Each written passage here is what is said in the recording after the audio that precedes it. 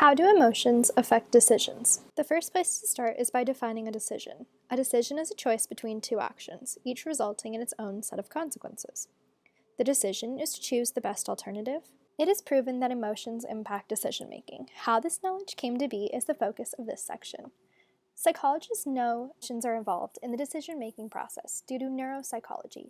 People with damage to their prefrontal cortex who also suffered from flattened emotions often had a difficult time making a decision.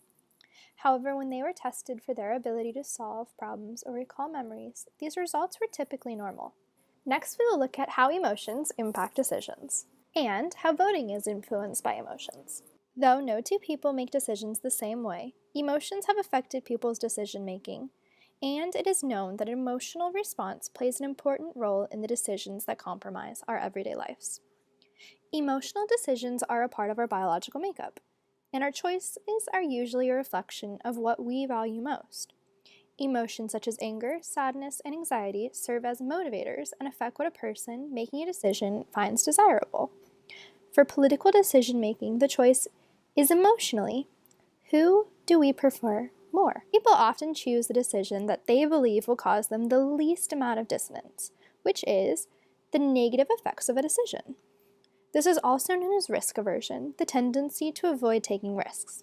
Humans have a tendency to overestimate the negative effects because of coping mechanisms used to deal with adversity. This happens when a particular loss is thought to have a greater loss than a gain of the same size. So to cope with a risk, you tell yourselves the positives so that if a negative consequence occurs, it is not as bad. In relationship to politics, people make the decision on who to vote for and what policies to vote for based on the values they stand for. Scientific information to back up the facts are: Desmazio found that in patients with brain damage to the prefrontal cortex, there is an ability to activate emotion-related memory that would help them choose a decision. An important part of the decision-making process is comparing the emotions and feelings associated between alternatives. This was accomplished by looking at past situations. Also, in the Iowa gambling study, they found that somatic markers is a process led by the emotional signals halted to emotions and feelings. Generated by two events, somatic markers are generated by primary indicators that are learned stimuli that are a pleasurable state and secondary indicators that recall personal or hypothetical events. Cognitive and emotional processes are integrated to make the emotional process involved in decision-making. The semantic markers provide the ability to influence one's behavior and help detail the consequences of a decision. Also, the semantic markers are elicited by primary or secondary inductors and then elicit a positive or negative feeling, while simultaneously helping to narrow down the decision-making process itself to one option. Finally, decision-making depends on the construction of the emotional representation that allows anticipating possible rewards or risks. Further, specific emotions affect decisions. People with anxiety tend to avoid making decisions that could potentially lead to large negative consequences. Optimistic people are more likely to ignore negative information, which can lead to the basis of a decision made on incomplete information. Positive feelings influence decision-making because of risks and predictable outcomes. People are less likely to choose the riskier alternative if they imagine negative effects in taking a risk, and instead they experience a relief for avoiding the loss they were worried about. People also experience greater joy in unexpected outcomes that are positive. While on the other hand, this could cause dissonance if the result was not as expected or as good as it had appeared.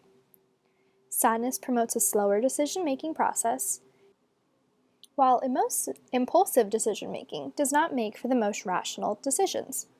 This displays the importance in the management of emotional responses. Anger may play a more important role in decision-making than rationality, so rationality is affected by emotions, which in turn affects decision-making. Following a bad decision, improvement can be prevented in decision-making shortly after. A focus on emotions can follow for learning and increased efforts, so mistakes in decision-making will not be made in the future. How can you avoid making a bad decision with emotions? Keep this in mind the next time you make a decision. Everyone reacts differently. So while one person may make a decision better with sad emotions, some people are better when they're angry. Also, when dealing with the issue of making a choice, you can benefit from accepting that emotions are an active part of decision making. Also, positive surprise is not always accompanied with a positive response in decision making. Finally, it's important to keep in mind your current emotions when you're making a decision. Because if you know what you are feeling and the effect that emotion can have on your decision-making process, you will be able to make a clearer and better decision for your life.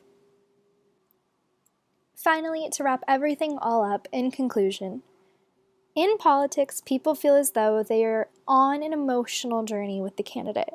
We are also using emotions to assign values to help make the decision-making process easier. Watching people on the campaign track, we are hearing emotional stories that are supposed to appeal to us.